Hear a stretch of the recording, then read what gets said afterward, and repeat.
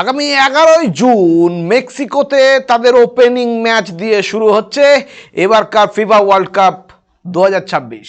তো গতবার যারা আর্জেন্টিনা ফ্যান তারা তো অলরেডি জানেই যে আর্জেন্টিনা গত বছর কাতার ওয়ার্ল্ড কাপে তারা চ্যাম্পিয়ন ছিল।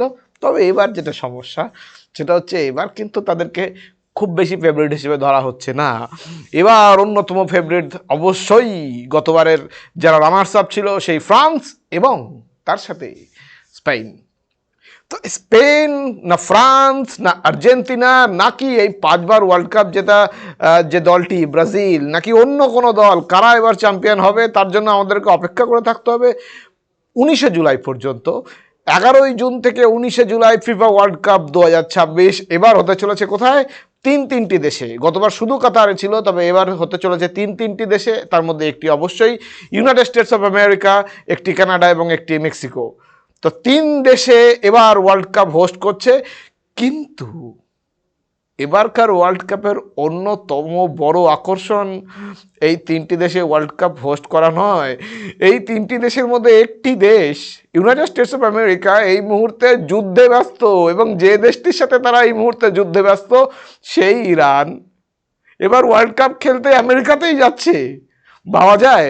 এটা অনেকটা ভারত পাকিস্তান যুদ্ধের মতো ব্যাপার। ভারত এবং পাকিস্তানের যুদ্ধ চলছে এবং সেই মুহূর্তে পাকিস্তান ভারতে বা ভারত পাকিস্তানে খেলতে গিয়েছে ওয়ার্ল্ড কাপ। তো এরকম একটি টানটান উত্তেজনাপূর্ণ অবস্থায় আমরা কিন্তু এবার ওয়ার্ল্ড কাপের জন্য অপেক্ষা করে রয়েছি। ইরানিয়ানরাও একটু টেনশনে রয়েছে যে সত্যি তাদের জন্য সিকিউরিটির ঠিকঠাক বন্দোবস্ত করা হবে কি না, কারণ আমেরিকার সাথেও তাদের যুদ্ধ চলছে। এবার এই যুদ্ধের পরিস্থিতিতে আগামীতে কি অবস্থা হতে পারে তাদের, কারণ ধরে নেওয়াই হচ্ছে যে তারা ওয়ার্ল্ড কাপে খুব বেশি দূর যেতে পারবে না, কারণ যে দলগুলো এই মুহূর্তে রয়েছে ওয়ার্ল্ডটির একদম সেরা দল হিসেবে তাদের মধ্যেই কেউ হয়তোবা এবারকার ওয়ার্ল্ড কাপ নিয়ে যাবে। কিন্তু তারা তো জায়ান্ট কিলার হতেই পারে। বিশেষ করে জায়ান্ট কিলার হওয়ার পরে তারা যদি কোনো একটা ছাপ রেখে আসতে পারে। এশিয়ার দলগুলোর ক্ষেত্রে নর্মালি তাই হয় যে তারা সরাসরি কোনো সময় খুব বেশি দূর পর্যন্ত যেতে পারে না, এক্সেপ্ট সাউথ কোরিয়া অনেক দূর পর্যন্ত গিয়েছিল 2002 ওয়ার্ল্ড কাপে। তারপরে কিন্তু এশিয়ান টিম যারা ছিল তারা কিন্তু খুব বেশি দূর পর্যন্ত যেতে পারেনি, তার আগেও খুব একটা পারেনি। কিন্তু তারা কোথাও না কোথাও একটু জায়ান্ট কিলার হওয়ার তো একটা সম্ভাবনা তৈরি করেই রাখে, কারণ ওয়ার্ল্ড কাপ এবং তার উপরে ফুটবল একদম অনিশ্চয়তার খেলা। আপনাদের খুব মনে থাকবে 2002 ওয়ার্ল্ড কাপে কি ঘটনা ঘটেছিল। ফ্রান্স 2002 ওয়ার্ল্ড কাপের ফাইনালে যারা 2098 ওয়ার্ল্ড কাপের ফাইনালে যারা জিতেছিল তারা 2002 ওয়ার্ল্ড কাপের ফার্স্ট ম্যাচে সেনেগালের মতো একটি টিমের কাছে হেরে যায়। তো সেনেগাল, আমি ইনফ্যাক্ট এই সেনেগাল সূত্রে মনে পড়লো 2002 সালে আমি প্রথমবার তখন তো আমরা যথেষ্ট ছোট। 2002 সালে এখন যারা জেনজি তারা হয়তো তারা বেশিরভাগ সময় সেই সময় তাদের যদি জন্মেও থাকে তাদের জ্ঞান হয়নি, অনেকে তো জন্মায়ও নেই আমাদের আজকে যারা অনুষ্ঠান দেখছে। তাদের বলে রাখি 2002 ওয়ার্ল্ড কাপের প্রথম ম্যাচ ফ্রান্স ভার্সেস সেনেগাল, সেখানে সেনেগাল ফ্রান্সকে হারিয়ে দেয়। সেনেগাল একটি আফ্রিকার একটি ছোট্ট দেশ। এবারও দেখা যাচ্ছে যে এরকম ওয়ার্ল্ড কাপ এলে না আমরা একটা বিভিন্ন সময় বিভিন্ন অদ্ভুত দেশের নাম জানতে পারি। তো এবারও আমরা একটি এরকম একটা দেশের নাম জানতে পারবো, সেই দেশটির নাম কিউরাসাও একটি দেশ। সেই দেশটি কোথায়? সেই দেশটি অবস্থিত ক্যারিবিয়ান আইল্যান্ডের মধ্যে। এটি ছোট্ট অলমোস্ট 1.5 লাখ জনসংখ্যার একটি দেশ।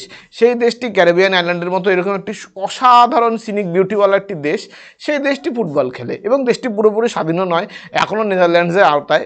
ডাচরা ওদেরকে এখনও পরাধীন করে রেখেছে। ওলন্দাজদেরকে যতই আমরা ওই একটু হয় না যে আমরা এই হান্সের গল্প শুনিয়ে যারা বাঁধ ভাঙা আটকে ছিল যে সেই ছোট্ট হান্স, সেই রকম একটি গল্প নিয়ে যদিও আমরা তাদেরকে এরকম একটা লড়াকু জাতি হিসেবে দেখি, কিন্তু তারা কিন্তু বিভিন্ন দেশকে নিজেদের উপনিবেশ বানাতে একটুকু পিছুপা হয়নি। এর লেটেস্ট উদাহরণ তো অবশ্যই এই কিউরাসাওয়ের মতো একটি দেশ, যারা এখনও নেদারল্যান্ডসের আওতাধীন। নেদারল্যান্ডস তাদের কাছে মনিবের মতো। তো ভেবে দেখা যায় এরকমই একটি দেশ এবার ওয়ার্ল্ড কাপ খেলছে। কিন্তু এই ওয়ার্ল্ড কাপ খেলার যে গোটা ইভেন্ট, সেই ইভেন্টের ক্ষেত্রে আমরা তো প্রতি বছরই আমরা চেষ্টা করি ওয়ার্ল্ড কাপ খেলবার জন্য, এই কোয়ালিফায়ারগুলো খেলবার জন্য, এবং আমরা জিতে ভারত জিতে ভারতের মূল পর্ব ওয়ার্ল্ড কাপের মূল পর্ব সেই মূল পর্বে খেলার সুযোগ পাক। কিন্তু আজ পর্যন্ত কোনোবারই সেটা হয়নি। এবার তো আরও বড় সমস্যা হচ্ছে আমাদের যারা ব্রডকাস্টার, যারা এখনও পর্যন্ত আমরা যারা এই এই এই ওয়ার্ল্ড কাপ নিয়ে যখন আমরা এই এপিসোডটা রেকর্ড করছি, এখনও পর্যন্ত ভারতবর্ষে ফুটবল কোন চ্যানেলে দেখা যাবে সেটা আমরা এখনও পর্যন্ত জানি না। মানে ব্রডকাস্টার কে হবে সেটারও এখনও পর্যন্ত কোনো তথ্য আমাদের কাছে নেই, আমরা কোন চ্যানেলে দেখতে পারবো। এই যে বিভিন্ন পরিস্থিতিতে আমরা ভারতীয়রা আমাদের নিজেদেরকে ফাঁসিয়ে নিই, এটা কিন্তু সত্যি সত্যি একটা বড় দুর্ঘটনার মতো লাগলেও কিন্তু এগুলো ঘটে এবং আশ্চর্যজনকভাবে ঘটে। আমরা এবার ওয়ার্ল্ড কাপে কোন কোন দলকে সাপোর্ট করব সেটা হয়তো বা ঠিক করে রেখেছি, কিন্তু ওয়ার্ল্ড কাপ কোন চ্যানেলে দেখব, যে আমার নিজের পছন্দের যে টিম সেই টিমের খেলা দেখব, সে পসিবিলিটি কতদূর পর্যন্ত আমাদের হাতের কাছে পৌঁছবে, আমাদের টিভিতে আসবে, সেটা আমরা এখনও পর্যন্ত জানি না। এই না জানার অন্যতম বড় কারণ এখনও পর্যন্ত কোনো ব্রডকাস্টারই ফিফার সাথে তাদের চুক্তি কনফার্ম করে উঠতে পারেনি, অন্তত আজকে আমরা যখন এই এপিসোডটা রেকর্ড করছি। ওদিকে যে দুটো দেশ যুদ্ধ করছে, সেই দুটো দেশ কিন্তু তাদের ওয়ার্ল্ড কাপ খেলা মোটামুটিভাবে ফাইনাল করে ফেলেছে। তারা এবার শুধুমাত্র এই বিশ্ব রাজনীতিতে, এই যুদ্ধের পরিস্থিতিতে নিজেদেরকে অন্যতম বড় শক্তি হিসেবে দেখাবে এমনটা নয়, তারা এবার বিশ্বকাপের যে খেলার যে মাঠ, সেই মাঠেও নিজেদেরকে বড় শক্তি হিসেবে দেখাতে চলেছে। সব মিলিয়ে 12টা গ্রুপের প্রত্যেকটি গ্রুপে 4টি করে দল, সব মিলিয়ে 48টি দল এবার ওয়ার্ল্ড কাপে অংশগ্রহণ করছে। এবং অবশ্যই প্রতিবার ফেভারিট থাকে যেসব দলগুলোর, এবং অন্যতম আমাদের ভারতবর্ষে সবথেকে বেশি যে দেখা যায় যে ভারতীয়রা ব্রাজিল না আর্জেন্টিনা তাদের মধ্যে দ্বিধাবিভক্ত হয়ে যায়। কারো ক্ষেত্রে অবশ্যই স্পেন থাকে, কারো ক্ষেত্রে ইতালি থাকে, কারো ক্ষেত্রে ফ্রান্স থাকে, কারো ক্ষেত্রে ইংল্যান্ড থাকে, কারো ক্ষেত্রে নেদারল্যান্ডস থাকে। কিন্তু মোরাললেস ভারতীয়রা কিন্তু, বিশেষ করে আমাদের এই দক্ষিণ এশিয়ার মানুষজন, তারা কিন্তু সেই এখনও সেই পুরনো দ্বৈরথ, কে সেরা, সে পেলে সেরা না মারাদোনা সেরা, তাদের যে দ্বৈরথ, সেই দ্বৈরথ এখনও বজায় রয়েছে। এবং সত্যি সত্যি আমরা একটা জিনিস এখনও ভুলতে পারি না, যারা 86 ওয়ার্ল্ড কাপ দেখেছে, যারা পরবর্তীতে মারাদোনার খেলা দেখেছে, ইনফ্যাক্ট এই যে মারাদোনা, মানে যে মারাদোনাকে নিয়ে উন্মাদনা ভারতীয়দের মধ্যে প্রবল রকম, দক্ষিণ এশীয়দের মধ্যে প্রবল রকম, তার একমাত্র কারণ মানুষটির খেলার জাদু। এই ফুটবলে তিনি সত্যি সত্যি জাদুকর। যদিও আমরা পেলের খেলা দেখিনি, কিন্তু তা সত্ত্বেও ব্রাজিলের খেলা দেখবার জন্য কিন্তু ভারতীয়দের মধ্যে একটা উৎসাহ, একটা উন্মাদনা থাকেই।